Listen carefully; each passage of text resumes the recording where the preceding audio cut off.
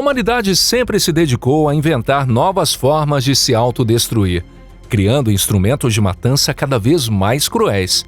Quando surgiram as armas nucleares, todo mundo achou, pronto, não tem como piorar. Afinal, o que poderia ser mais aterrorizante e letal do que uma explosão nuclear? Mas a realidade mostrou o contrário. O ser humano continuou em busca de armas ainda mais brutais. Olá, pessoal! Um dos frutos dessa obsessão autodestrutiva foi o desenvolvimento da arma termobárica, mais conhecida pelo público como bomba de vácuo. Consegue imaginar o próprio ar ao seu redor explodindo e pegando fogo? Pois muita gente já não precisa imaginar. Elas viveram esse pesadelo na pele.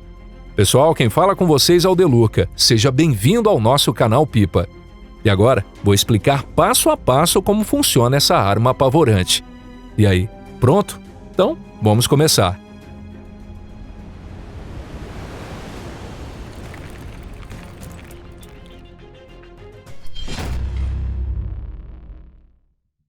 O que é efeito termobárico? Antes de tudo, vamos entender o básico. O nome bomba de vácuo não foi dado por engenheiros, mas sim por pessoas que presenciaram a explosão. Testemunhas afirmaram que no instante da detonação, parecia que o próprio ar havia desaparecido. O espaço foi tomado por chamas e logo em seguida pareceu colapsar violentamente para dentro. Era como se um vazio absoluto, um verdadeiro vácuo, estivesse em combustão. Claro que não havia um vácuo real ali, mas a sensação era exatamente essa.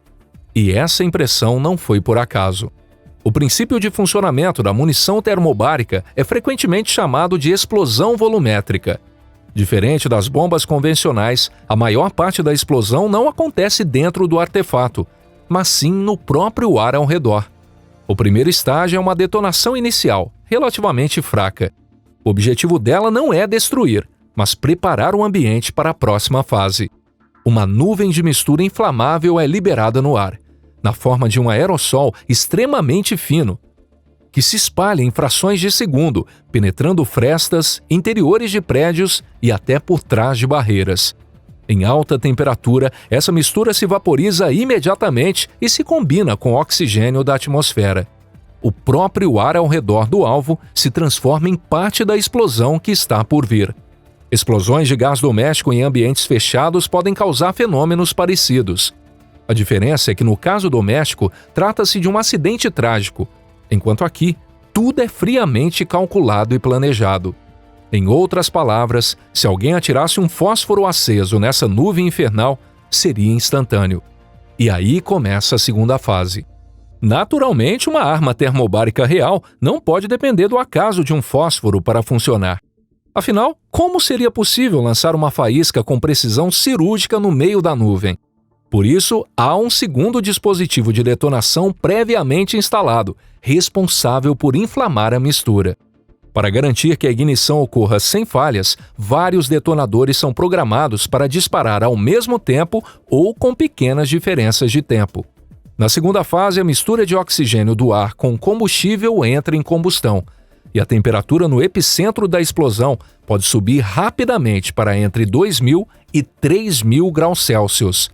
Ao mesmo tempo, a pressão também se eleva de forma brutal, podendo alcançar de 20 a 40 atmosferas.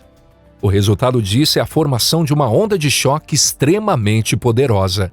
Na fase final, a queima de oxigênio e a rápida expansão dos gases superaquecidos criam uma zona de baixa pressão no espaço ao redor. Nessa zona, a pressão do ar despenca muito abaixo do normal, chegando a apenas 30 a 80% da pressão atmosférica padrão. Com isso, ocorre um efeito de sucção, como se o espaço colapsasse momentaneamente para dentro de si. Essa mudança brusca de pressão é o que destrói estruturas, colapsa pulmões e causa a terrível sensação de que o ar desapareceu. Diferenças em relação a uma explosão comum. Antes de mais nada, é importante dizer que os fenômenos físicos envolvidos na explosão de uma bomba de vácuo não são apenas difíceis de entender para quem não é da área, mas nem mesmo os especialistas conseguem explicá-los por completo. Por isso, muitas ideias erradas e até mitos cercam as armas termobáricas. Um dos mais conhecidos é a impressão de que a explosão termobárica se comporta como uma criatura viva, caçando sua presa. Isso porque a onda de choque gerada por esse tipo de explosão penetra nos mínimos cantos de um ambiente fechado. O resultado é a sensação de que dentro de um cômodo simplesmente não há para onde fugir. Enquanto a explosão de uma munição comum termina em um instante, a onda de choque de uma arma termobárica se prolonga por mais tempo. Esse efeito se intensifica especialmente em locais fechados ou semi-isolados. E em ambientes amplos e fechados, ela ainda pode gerar temperaturas extremamente altas. É por causa dessas características que esse tipo de armamento tem tanta eficácia em áreas urbanas, cavernas, abrigos fortificados e trincheiras. Já em espaços abertos, sua eficiência cai drasticamente. A onda de choque gerada pela bomba de vácuo literalmente se infiltra por qualquer buraco ou fresta em trincheiras, abrigos e casas. Foi daí que surgiu o mito macabro de que a bomba de vácuo persegue suas vítimas como se fosse um monstro vivo. Na prática, escapar de uma bomba de vácuo lançada do alto, mesmo se escondendo em trincheiras ou abrigos, é praticamente impossível. As propriedades físicas da explosão termobárica também são exploradas para provocar a detonação secundária de minas antipessoal e minas antitanque. Quando essa onda de choque superaquecida percorre a superfície do solo, ela pode detonar essas minas.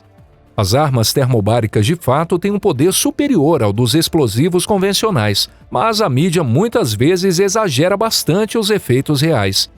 Um erro comum é afirmar que apenas 30 ou 40 litros de combustível pulverizado teriam o mesmo poder destrutivo que centenas de quilos de TNT.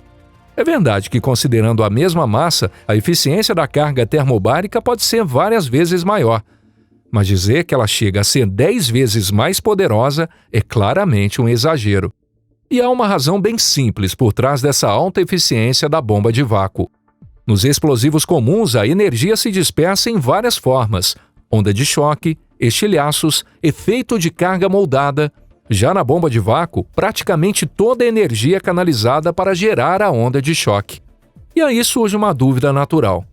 Por que então não se usam só explosivos termobáricos? A resposta envolve questões éticas, mas também limitações físicas. A verdade é que a explosão da bomba de vácuo só funciona no ar.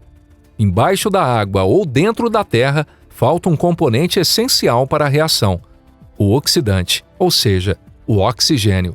Além disso, a eficácia da bomba de vácuo depende muito da formação correta da nuvem de gás, algo que pode ser bastante influenciado pelas condições climáticas. E quando a quantidade de explosivo é pequena, o efeito da carga termobárica cai drasticamente. Existem sim armas portáteis com esse tipo de carga, como certos lança-foguetes, mas no caso de bombas aéreas potentes, capazes de devastar uma grande área, o fator tamanho ainda é essencial. Em locais abertos, quanto menor a quantidade de explosivo, mais a explosão volumétrica perde sua eficácia. A história do desenvolvimento. A origem da bomba de vácuo remonta à época da Segunda Guerra Mundial. Naquele tempo, engenheiros da Alemanha nazista começaram a se interessar pelos fenômenos causados por explosões de poeira de carvão. Chegaram até a realizar experimentos para reproduzir artificialmente uma explosão volumétrica. Dentro de túneis com paredes resistentes, o efeito da explosão era impressionante, mas em áreas abertas, os resultados ficavam muito aquém do esperado. Além dessas limitações, com o colapso do regime nazista se aproximando, também faltou tempo para que o projeto fosse levado adiante de forma plena. Após a guerra, os resultados dessas pesquisas alemãs foram repassados aos aliados, mas na época não despertaram grande interesse.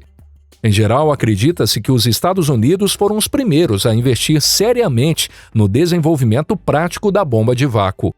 Muitos documentos relatam que durante a Guerra do Vietnã surgiu a necessidade de criar pistas de pouso para helicópteros em meio à selva. A proposta era usar explosivos para limpar a vegetação e nivelar o terreno. Assim, no verão de 1969, foi usado pela primeira vez em combate uma bomba de detonação volumétrica, que mais tarde seria conhecida como bomba termobárica ou bomba de vácuo. Acredita-se que 2 ou 3 dessas bombas, transportadas pelo famoso helicóptero americano Iroquois, o Huey, seriam perfeitas para essa missão. É sabido que em tempos de guerra, o avanço tecnológico costuma se acelerar de forma vertiginosa. Dizem que a partir dessas bombas para nivelar terreno, surgiu rapidamente a lendária Blue 82, conhecida como Daisy Cutter, considerado o protótipo das bombas de vácuo modernas. Um nome, aliás, cheio de ironia. Ainda assim, foi só a partir da década de 80 que começaram os estudos realmente sérios e em larga escala sobre as bombas termobáricas. Na época, estrategistas militares e políticos buscavam uma alternativa às armas nucleares, capaz de atingir inimigos abrigados em instalações fortemente protegidas. Esses estudos avançaram rapidamente, principalmente nos Estados Unidos e na União Soviética. Como resultado, até o fim do século XX, os Estados Unidos desenvolveram a mais poderosa bomba de detonação volumétrica não nuclear já criada, a Massive Ordnance Air Blast, ou MOAB, bomba de grande explosão aérea. Seu nome oficial é GBU-43B, mas é mais conhecida pelo apelido Mother of All Bombs, a mãe de todas as bombas. Com 10 metros de comprimento, 1 metro de diâmetro e pesando 9,5 toneladas, ela só pode ser lançada por aviões de transporte gigantes como o C-130. Sua explosão produz danos comparáveis ao de uma detonação nuclear de baixa potência. A zona de morte garantida é de 150 metros e os danos parciais podem se estender por até 1,5 km. O primeiro teste dessa bomba aconteceu em 2003, em um campo de provas na Flórida. Em abril de 2017, ela foi usada pela primeira e até agora única vez em combate no Afeganistão, para destruir túneis de um grupo terrorista nas montanhas. A Rússia, por sua vez, não ficou para trás. No início dos anos 2000, os russos também desenvolveram uma bomba aérea de vácuo de altíssimo poder destrutivo. Um teste foi realizado em 2007 e a imprensa estatal russa anunciou que se tratava da bomba aérea mais poderosa do mundo. E, como sempre, sem precedentes. Seguindo a lógica do apelido americano, essa bomba recebeu o nome de pai de todas as bombas. No entanto, todas as informações sobre seu poder vêm exclusivamente da mídia estatal russa. Até hoje, nenhuma fonte independente confirmou esses dados. Olhando para tudo isso, parece até que estamos diante de uma família disfuncional, saída da série A Família Addams. Só que, ao contrário daquela família divertida, não dá para brincar com as bombas termobáricas, nem um pouco. Uso em combate. Diferente das armas nucleares, não existe nenhum tratado internacional que proíba de forma explícita o uso de armas termobáricas. Além disso, elas também não estão incluídas nos tratados que regulam armas de destruição em massa. Mas isso não significa que o direito humanitário internacional, que proíbe ataques contra civis e alvos não militares, deixe de se aplicar. E se os danos forem considerados excessivos ou desproporcionais, isso é claramente ilegal. Esses dois princípios vêm sendo violados de forma sistemática na invasão russa da Ucrânia, que se iniciou em 2014 e continua até os dias de hoje. Desde 2022, a Rússia vem usando continuamente contra a Ucrânia sistemas de foguete múltiplos com ogivas termobáricas montadas no chassi do tanque T-72. O sistema de lança-chamas pesado, conhecido como Solstenpiok TOS-1A, também utiliza munições termobáricas. Diversos especialistas militares do Ocidente vêm apontando repetidamente em reportagens que a Rússia está usando armas termobáricas na guerra da Ucrânia. Em especial, o especialista militar Gustav Gressel, do Conselho Europeu de Relações Exteriores, afirma que o uso de armas termobáricas em áreas residenciais constitui crime de guerra. Um dos exemplos mais recentes dessas atrocidades foi registrado na noite entre 2 e 3 de maio de 2025. A cidade ucraniana de Kharkiv, com mais de 1 milhão de habitantes, foi atacada por drones do modelo Geran 2, equipados com ogivas termobáricas, causando destruição em larga escala e muitas vítimas civis.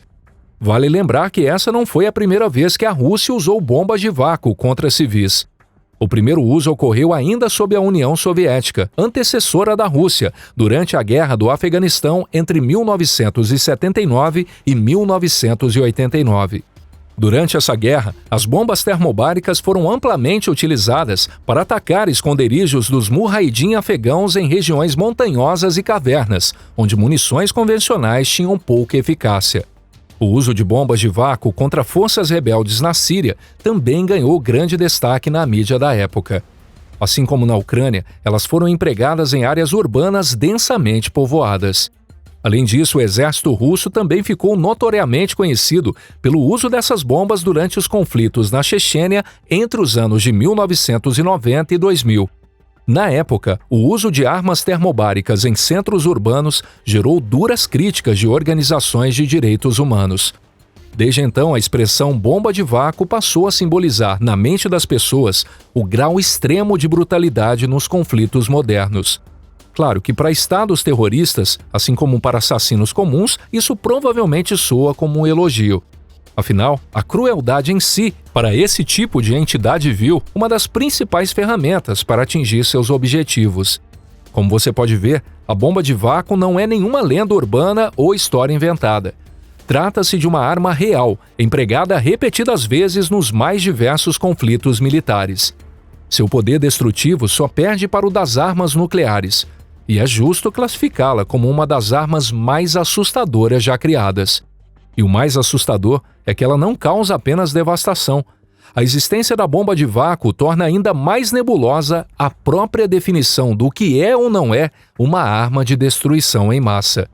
E se você gostou do vídeo de hoje, não esqueça de deixar o seu like e compartilhar com seus amigos. Muito obrigado por assistir até aqui. A gente se vê no próximo episódio aqui no canal Pipa. Um forte abraço e até mais.